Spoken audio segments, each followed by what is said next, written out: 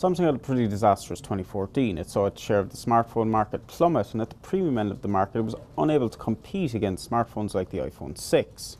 This led to a complete rethink from the smartphone division, and the result was, on one hand, the curved screen Galaxy S6 Edge, and secondly, its flagship smartphone for 2015, the Galaxy S6, which costs you about £600, and the company will be hoping it will help it get its mojo back in the smartphone market. But is it any good? Let's take a look at three of the most important aspects of this new smartphone from Samsung. The Galaxy S6 is a significant move away from the plasticky looking Galaxy S4 and S5 and towards the premium feel of the iPhone. Indeed, from certain angles you could easily mistake the Galaxy S6 for Apple's latest model, and that's no bad thing. Slim, lightweight and compact, the all metal and glass construction makes the phone feel like a high-end product, something we have not seen from Samsung before. The one design issue we have is the rear camera surround, which protrudes significantly and means you can't lie the phone flat on a table.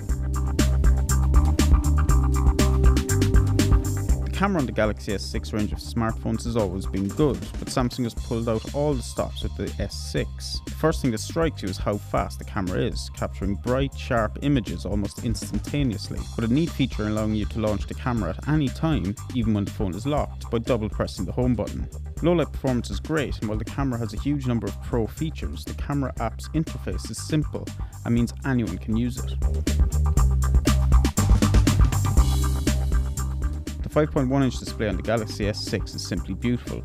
With a resolution of 2560 by 1440 pixels, it is incredibly sharp, with colours popping and text rendered in razor-sharp detail. Viewing angles are impressive, and Samsung has even managed to calibrate its Super AMOLED display so as not to oversaturate the colours, something Samsung phones in the past have been prone to do. But that's not to say there aren't still some issues with the Galaxy S6.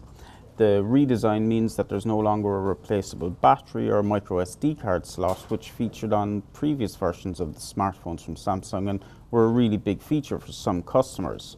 The smartphone is also no longer waterproof, and Samsung's TouchWiz interface continues to be used and is still relatively annoying. That said though, this really feels like a big change for the company. The superb camera, the great screen and the really nice design make this definitely one of the best smartphones on the market today.